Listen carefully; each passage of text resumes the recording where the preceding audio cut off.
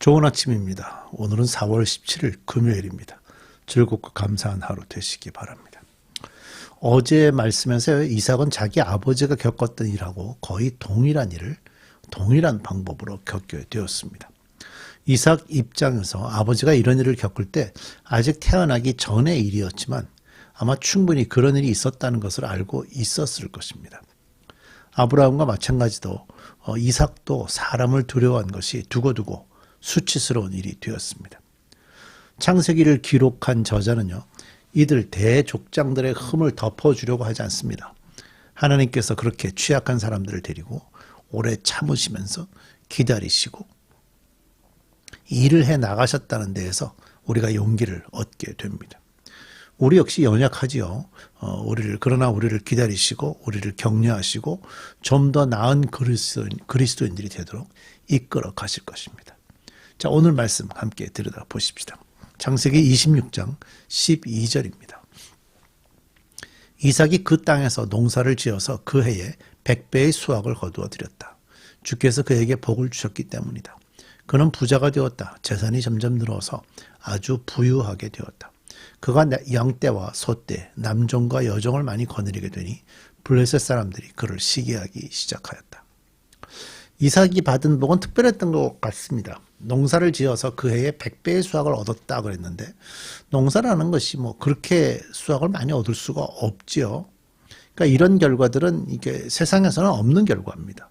그러니까 이제 100배라는 말은 30배, 60배, 100배라는 말은 이 성경 안에서 하나님이 복을 내리실 때 나오는 숫자이지 일반 경제적으로 볼 때 그런 숫자는 없는 거죠. 그러니까 경제 원리로는 적용이 되지 않는 숫자입니다. 그리고 그는 부자가 되었고 재산이 점점 늘어서 아주 부유하게 되었다라고 합니다. 짐승들을 잘 키워서 부자가 된다? 그것도 갑자기 될 수가 없죠. 짐승들은 새끼를 낳는 기간들이 있기 때문입니다. 그러니까 갑자기 부자가 될 수 없어요. 아마도 그 지역 사람들과 장사를 했을 거라고 보여지고 이것이 특별히 많은 결과가 온 것으로 보이고요. 농사는 주변 사람들보다 엄청난 차이를 이루는 결과가 나왔다. 이렇게 볼 수가 있어요. 그러니까 그렇다면 이렇게 부유해진 것은요, 이삭이 지혜롭게 농사를 지어서인가? 아니요, 그것만으로는 부족합니다. 100배라는 숫자가 나올 수가 없기 때문이죠. 곧 하나님이 그에게 복을 주셨다는 것으로밖에 볼 수가 없습니다.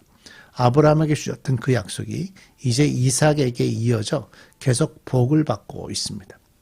본문 24절에 이 말씀이 나옵니다. 나는 너의 아버지 아브라함을 보살펴준 하나님이시다. 내가 너와 함께 있으니 두려워하지 말아라. 내가 나의 종 아브라함을 보아서 너에게 복을 주고 너의 자손의 수를 불어나게 하겠다. 이런 하나님의 약속이 있었던 거죠. 너무 눈에 띄는 복을 받았기 때문에 함께 살던 블레셋 사람들이 이삭을 시기하기 시작했습니다. 15절입니다. 그래서 그들은 이삭의 아버지 아브라함 때에 아브라함의 종들이 판 모든 우물을 막고 흙으로 메어버렸다. 농사가 잘 되기 위해서도 우물은 필요하고요.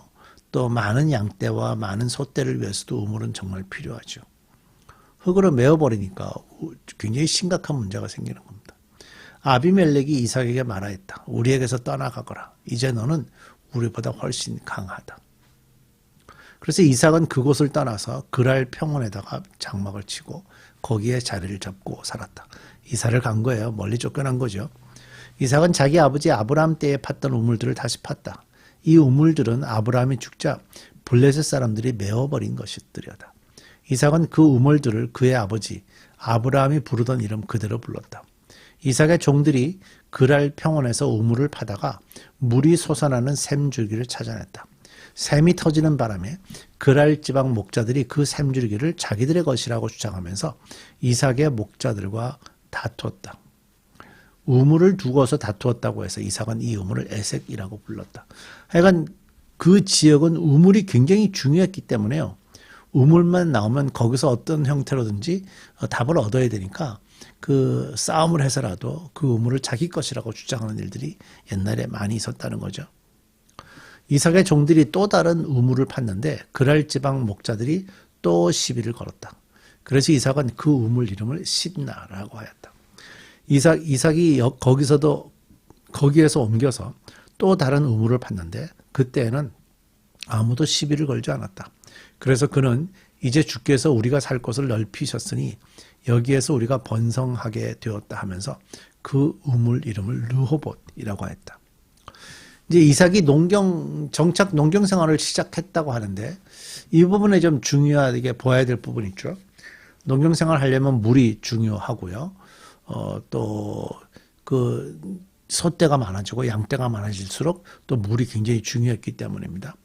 그래서 오늘 본문의 주된 내용을 이루는 그 우물에 대한 다툼, 그것이 흔하게 일어나는 싸움이었습니다. 이삭은 비록 아브라함과 야곱의 빛이 가려진 인물이지만 여기서 우리가 그가 얼마나 훌륭한 인격을 가지고 있는가를 볼 수가 있게 되죠. 우물을 뺏기지 않으려고 그랄 사람들과 끝까지 싸웠다면 더 큰 사건에 쉽게 휘말릴 수 있었을 겁니다. 아무리 그 이삭이 부자가 되더라도요, 그 지역의 현주민들의 숫자들을 이길 수는 없기 때문이겠죠. 이삭은 대들지 않았고요. 자기 권리가 명백해질 때까지 계속 옮겨다니면서 우물을 파서 화평하는 삶을 살았어요. 신약 성경에 나오는 말씀이지만 디모데후서 2장 24절에 보면 주님의 종은 다투지 말아야 합니다. 그는 모든 사람에게 온유하고 잘 가르치고 참을성이 있어야 하고 반대하는 사람을 온화하게 바로잡아 주어야 합니다. 이삭의 시대와 디모데후서가 기록된 시대는 너무나도 다른 시대이긴 하지만 이미 그 신약 성경에 나오는 그 귀한 말씀을 이삭은 표현하고 있는 것 아닌가 하고 볼 수 있죠. 23절 이삭은 거기에서 브엘세바로 갔다. 그날 밤에 주께서 그에게 나타나셔서 말씀하셨다. 나는 너의 아버지 아브라함을 보살펴준 하나님이다.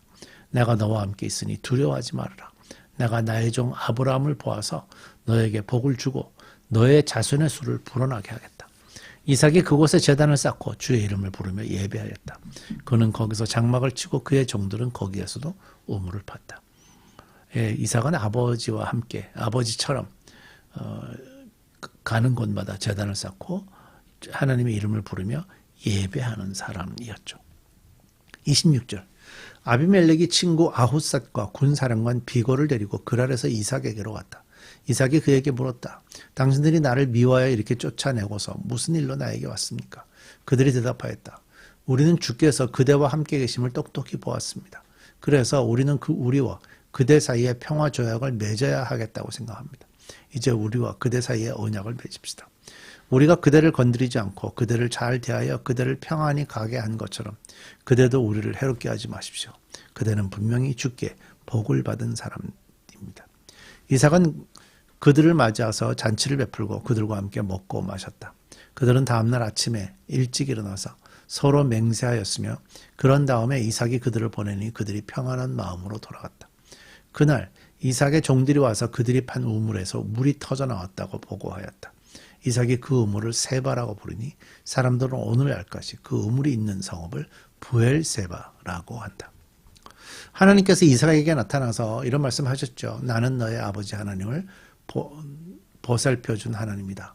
내가 너와 함께 있으니 두려워하지 말아라. 내가 나의 종 아브라함을 보아서 너에게 복을 주고 너의 자손의 수를 불어나게 하겠다. 심지어 이삭을 괴롭혔던 그랄의 블레셋 사람들뿐만 아니라 그 왕이 이삭에게 나와서 이런 얘기했죠. 28절에 우리는 주께서 그대와 함께 계심을 똑똑히 보았습니다. 그러니까 이방 사람들도 하나님이 이삭에게 복을 주시는 것을 알고 있었다는 거죠.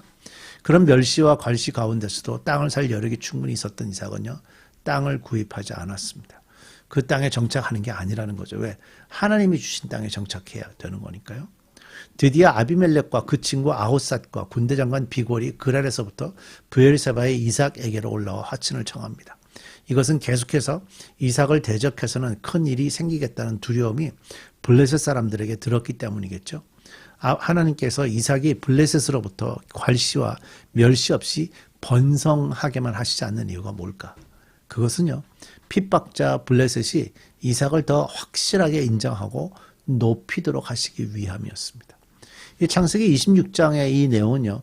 세상의 환난이나 핍박이 임마누엘의 하나님을 신뢰하는 사람들을 이길 수 없다 하는 것을 확실하게 보여주시는 거죠. 환난이 없기를 바랄 것이 아니고요. 함께 하셔서 그 환난 가운데서도 우리를 더욱 온전케 하실 우리 하나님, 그 하나님을 믿고 살아갈 수 있기를 바랍니다. 우리 기도하십시다.